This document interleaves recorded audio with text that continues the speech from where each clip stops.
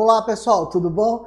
Sou o professor Almir Serpa e vamos estar com vocês hoje na nossa aula do 7º ano, falar sobre transformações geométricas, aula de número 10, tá bom? Antes de iniciar a aula, vou apresentar para vocês nossa equipe de hoje. Estamos com Roberta, aí no cantinho do vídeo, ó. Então, tchau pro pessoal. Roberta está fazendo a nossa tradução simultânea. E, claro, na parte tecnológica, nós estamos com o Manuel dando suporte para a gente, tá bom? Então, ó, antes de você já começar a aula, não esquece, se você não é inscrito no canal, entra lá na nossa plataforma do EducaPE. Também se inscreve lá no Instagram, Robertão da Transmissão, tudo junto, sem acento. A promoção do sorteio das camisetas está já na parte final, não perde essa oportunidade. Se você está assistindo nossa videoaula, manda aí um print, faz um selfie junto aí a nossa videoaula e manda pra gente comentar aqui. Professor, obrigado pela indicação das nossas videoaulas para os seus alunos. Também manda pra gente nome da escola, seu nome, que a gente divulga aqui nossa parceria, tá bom? Bom, segue comigo na aula número 10 de matemática. Vamos lá? Olha, a partir de agora a gente vai falar sobre transformações geométricas de polígonos no plano cartesiano. Então, para falar de plano cartesiano, a gente está no 7º ano, eu preciso fazer uma revisão. Você, meu aluno, você, aluna que está aí ligada, plugada com a gente, vamos para a revisão. Na imagem aí que vocês estão vendo no slide, vocês estão vendo aí um plano cartesiano que tem essas retas que se cruzam aí com a origem zero, que dá para visualizar na malha. Botamos a malha quadriculada para vocês não perderem essa noção do espaço, tá bom? Mas o que é o sistema de coordenadas? O sistema de coordenadas, ele é descrito a partir de dois eixos que se cruzam com esse ponto de origem aí, que são retas numeradas, tá bom? Vou mostrar para vocês. Esse X aí nós chamamos de eixo das abscissas. É comum também o professor falar em sala de aula eixo do domínio, tá? Ou simplesmente eixo do X. Deu para entender? Tem vários nomes que representam. Escolha o que é melhor, mas lembre-se que você pode utilizar 3 expressões para a mesma noção de plano cartesiano, tá bom? Segue aí, origem, que é o zero, que divide essas retas numéricas tanto na horizontal como na vertical, e aí o eixo das ordenadas, ou também chamado de imagem, ou também chamado de eixo do Y, que é muito bem representado. Professor, e se não tiver os dois, você precisa lembrar da posição de cada um deles. O eixo do X das abscissas é sempre a horizontal e o eixo do Y da imagem das ordenadas sempre na vertical, tá bom? Preciso lembrar dele, porque toda vez que eu for construir um gráfico, que eu for fazer algum trabalho de geometria também, no plano eu vou ter que utilizá-los. Ficou claro, gente? A gente só está relembrando conceitos, porque isso aí é do 6º ano, já começa lá no 6º ano, no plano cartesiano. Mas a gente sempre revisa para que você fique seguro da nossa aula, tá? E siga a nossa sequência. Vem lá no slide comigo, como que vai ser interessante, ó. Além disso, o plano cartesiano ele é dividido em 4 quadrantes. O primeiro quadrante, tudo que tiver no primeiro quadrante é positivo, porque 0 para a tua direita é positivo e 0 subindo até o Y aí é positivo, tá bom? Se liga aí. No segundo quadrante, aí tem uma diferença. Continua positivo no Y, do 0 para cima, ou seja, na parte vertical, só que na horizontal é menor que 0. Então, menos 1, menos 2 é negativo, tá bom? Então, começa a entender como que o plano cartesiano funciona em relação aos seus quadrantes. Acompanha aí. O terceiro quadrante, tudo é negativo.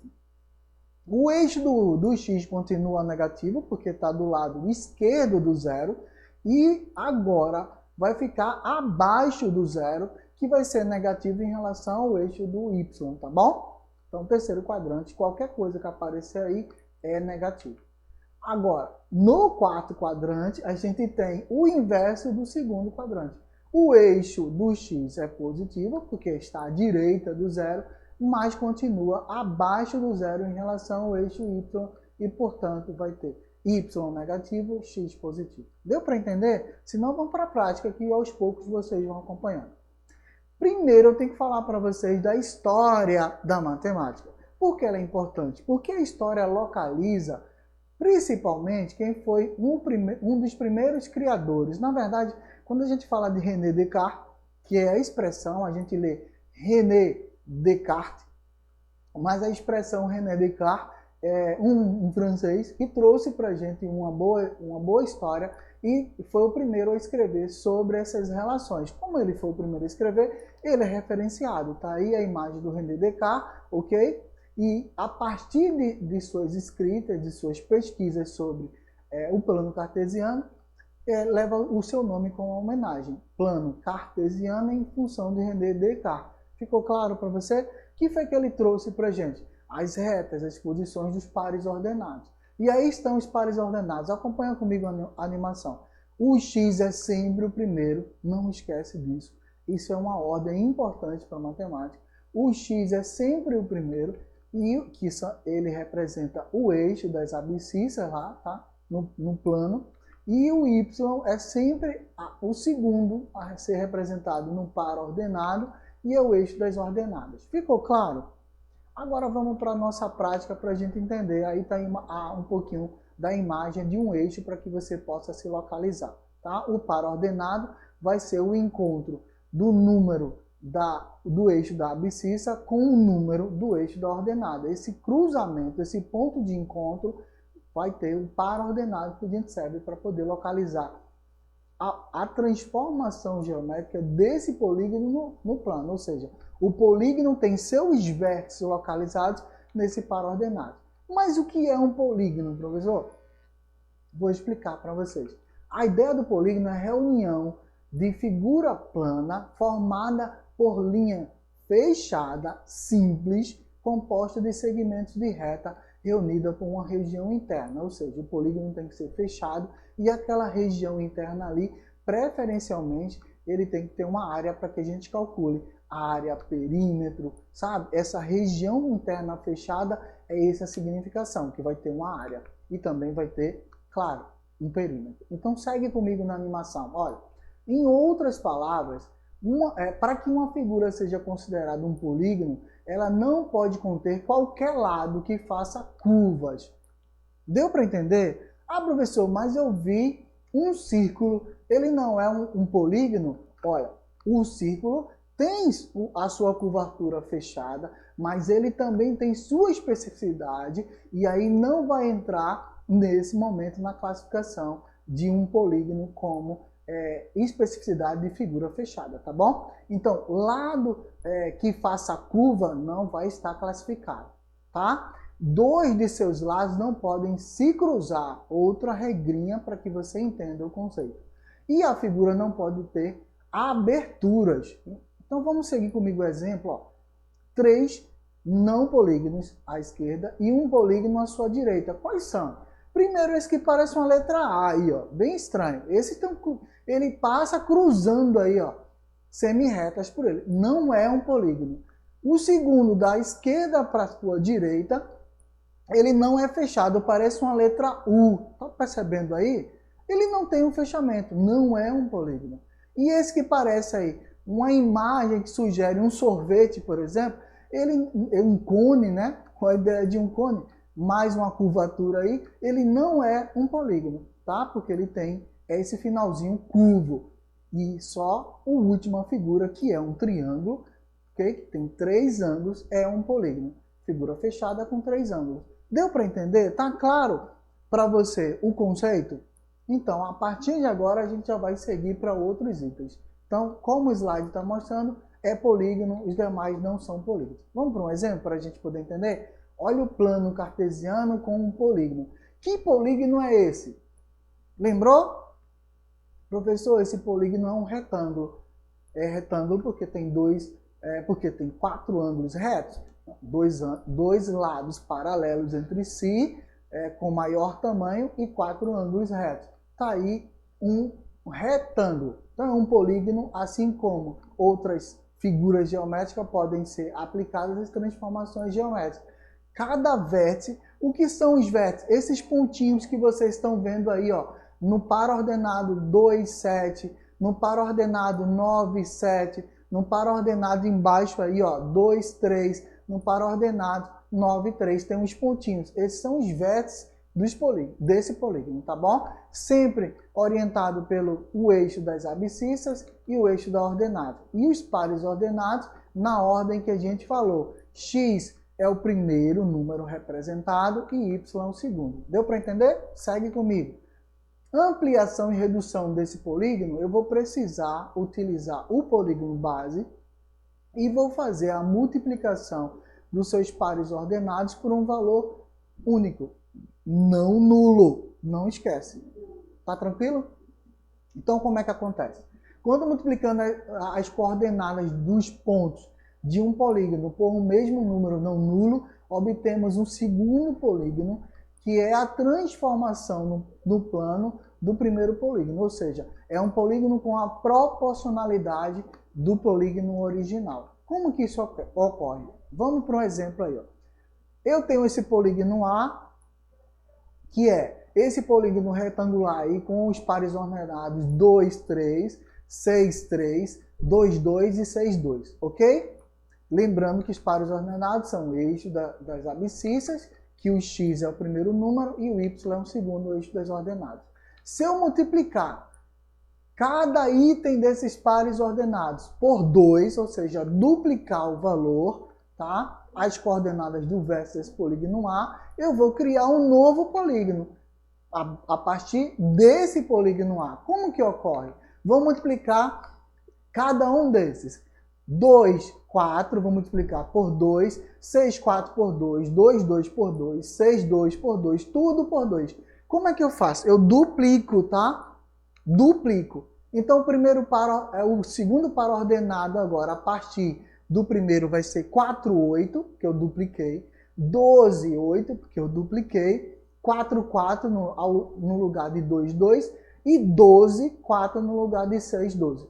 Deu para entender? Agora eu vou colocar esses pares ordenados junto nessa mesma malha para você entender e perceber qual polígono foi formado a partir desse polígono A. Vamos estar junto comigo agora. Primeiro, precisa entender, quando eu fiz a multiplicação por 2, o nome que a gente dá a ela é ampliação de fator 2. Não vai esquecer disso, tá? Porque isso vai estar no texto. E se você não lembrar disso, você vai se perder na questão. Então, se liga aí. Ok? Transformação de ampliação de fator 2. Olha o polígono que gerou. Um polígono que eu vou chamar de B. Ele gerou a partir do primeiro. Esse aí, numa cor mais rosa, que está aí para vocês. Isso é uma transformação, tá? Por ampliação de fator 2. Professor, e se eu multiplicasse por 3? Seria uma transformação feita por uma ampliação de fator 3. Se você multiplicasse por 4, ampliação de fator 4. E assim vai sucessivamente. Tá tranquilo? Vamos, segue comigo. Ó, cada par ordenado aí foi ampliado. E quando eu coloco ele na malha, ele fica assim, ó. Tá bom? Ele coincidiu na mesma linha do anterior? Sim, mas isso pode não ocorrer se eu multiplicar por outro fator diferente do 2 que a gente utilizou. Tá bom? E é claro, a gente vai dizer que esse retângulo, e não trapézio, esse retângulo mede 2 vezes a medida do primeiro, tá bom? Agora eu tenho um trapézio aí na nosso exemplo. Então, olha, um trapézio está lá em cima, na parte do primeiro quadrante, e tem um trapézio mais azulado na parte do quarto quadrante aí embaixo, tá bom? A gente fez um recorte do plano cartesiano. Esse é um exemplo para você acompanhar. E aí eu vou fazer uma transformação diferente agora, diferente daquela ampliação. Eu vou trazer esse cara para baixo. Esse mesmo trapézio vai agora sair do primeiro quadrante para vir para o quarto quadrante. Como é que ele vai fazer? Eu vou multiplicar cada item, cada valor do y por menos 1. Fazendo isso, eu vou fazer uma transposição dele lá no primeiro quadrante para o quarto quadrante. Por quê? Era y positivo, agora vai ter y negativo. E quando ele faz isso, ele praticamente é como se eu estivesse espelhando, tá? A base continua virada para dentro, olha que a base do trapézio continua a mesma, só que ele passa agora a ter um posicionamento no quarto quadrante. Ao fazer isso, a gente chama de reflexão em relação à reta, que quando a gente trabalha A relação de simetria é simetria de reflexão, aquela que eu estou olhando ao espelho, tá? Deu para lembrar? Então segue comigo a animação, o que é que iria acontecer lá com esse trapézio, tá bom? Ele sai de cima para baixo, mudando a sua base. Vamos para o exemplo para a gente ter bem prático da ideia de reflexão? Vamos lá então. Olha, eu tenho um triângulo agora no primeiro quadrante, que é o 2, 5. Vou começar da letra A, tá? No segundo quadrante, que é o original. Segue comigo. Menos 3 e 3. O B, menos 5 e 5. E o C, menos 2 e 5. Tá? E no segundo quadrante, esse é original. Por que é original e eu sei que é original? Porque ele não tem um asterisco. A, B e C são puros. Aí quando você olha no primeiro quadrante, tem a linha. Ele foi gerado a partir daquele do segundo quadrante que está no teu lado esquerdo da tua tela, tá? B' foi gerado também a partir de e C'. Então, esse é um exemplo que a gente vai trabalhar. A questão diz o seguinte: em um programa de computador, Alisson construiu a figura de um triângulo no plano cartesiano, tá aí. Depois, com a ferramenta desse programa, ele obteve a figura simétrica ao triângulo em relação ao eixo Y. Ok? Agora preste atenção, do segundo foi para o primeiro quadrante. Então o que acontece? Ele continua no alinhamento do X, quem muda é o X, tá? Por isso era menos 3 no item A e passou a 3 no item A'. Era menos 5 no item B e passou a ser 5 no item C'. Era 2 no item, menos 2 no item C e passou a ser 2 no item B', tá bom? Essas relações vocês podem perceber em relação à coordenada do vértice na figura. Preste atenção, ainda é eixo das abscissas e os números opostos, tá? Opostos a coordenadas são números iguais. Só multiplicou por menos 1, ok? Deu para entender aquele exemplo anterior? Tá claro? Agora a gente vai falar um pouquinho de simetria, como eu já dei o toque para vocês. É uma revisão muito rápida, preste atenção comigo, tá? O que a gente acabou de fazer lá no slide foi uma simetria de reflexão. Mas o que é simetria mesmo, professor? Preste atenção comigo no slide que você vai ver. Vou pegar a imagem dessa borboleta e vou traçar o plano cartesiano em cima dela a partir de um eixo que a gente observa aí que se divida essa figura em duas partes iguais. Primeira, na horizontal. Tá claro comigo, ó? Dividiu ela em partes iguais, ok? Segunda, na parte vertical. Na parte vertical ficou mais claro, porque você observa que as asas praticamente são as mesmas quando eu divido ao meio. Deu para entender? Contudo, sempre a gente faz isso para entender simetria. O que é a ideia de simetria? A ideia de simetria é quando você está lá fazendo sua atividade física, você está malhando um braço, tem que malhar o outro da mesma forma para não ficar com um braço mais forte que o outro. Então, trabalhar simetria é manter as proporções daquela imagem no corpo, seriam as proporções do teu corpo, tá bom? Se liga comigo agora e vamos lá para a figura, ok? A figura representa a simetria e os eixos são chamados de eixos de simetria. Então, eu uso o par ordenado ou a malha quadriculada como referência e a gente chama eixo de simetria. Esses caras estão aí em vermelho e em amarelo para você na sua tela, tá bom? Olha, na arte, simetria é muito usado. Na arquitetura nem se fala, nas construções, na engenharia civil, muito utilizado. Então a gente traz logo a arte para você ter uma ideia da gente, como ela é muito bem referenciada.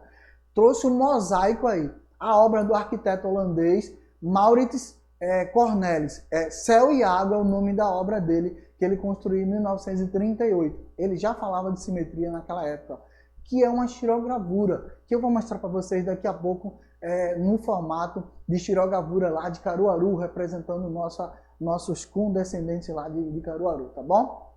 Normalmente é preto e branco, típico da xilogravura, mas é um quadro em que ele representa repetições. Observa aí, é a mesma ave, ele só pintou, ele só fez a representação dela num eixo de simetria mais à frente, deslocado à frente, a partir da esquerda para a direita. Preste atenção comigo na animação, ó. O peixe saiu, ó, vou voltar para você perceber, tá?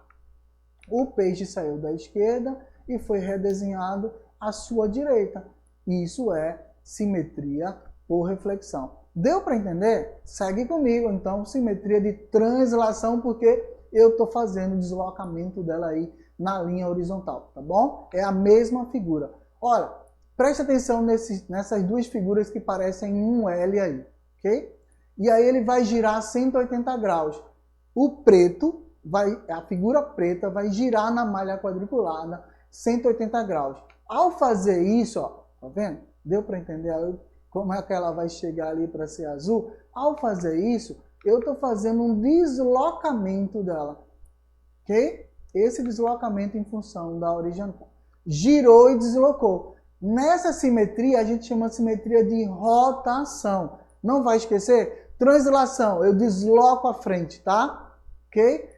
Rotação, eu giro e faço o deslocamento a partir do giro. Cada ponto da figura é rotacionado de acordo com um determinado ângulo, no sentido em torno de um ponto. Esse ponto nomeado, que foi o ponto aí que a gente toma como referência. Então, vou mostrar um exemplo para vocês agora. Ó. Origem, no plano cartesiano na malha, essa transformação é chamada de reflexão em relação a uma reta. Passa pela origem, agora ele vai fazer essa linha diagonal passando pela origem do plano cartesiano, tá? Então a gente diz que gera uma figura idêntica à original, só que ela numa posição invertida, com a base voltada agora para baixo. Ela estava mais clara aí, você vai ver um azul mais claro embaixo com a base invertida. Revisto agora a ideia de transformações a partir de simetria, vamos para questões. Resolver questões é muito importante porque fortalece minha memória sobre o assunto. Eu vou lembrar mais facilmente fazendo várias questões diferentes do mesmo assunto. Não esquece, tem que seguir essa questão, tá? Essa linha, essa fórmula de fazer muitas questões diferentes do mesmo assunto. Eu trago para mim mais informações e eu vou lembrar mais facilmente. Então vamos lá, questão 1 comigo. Uma figura obtida por meio de transformações de um polígono representado no primeiro quadrante está localizada no quarto quadrante. Olha, primeiro para quarto quadrante. Se liga aí, mentaliza comigo. Do primeiro para o quarto. Ela desceu, tá? Descreve como essa figura foi obtida. Ok? Resposta.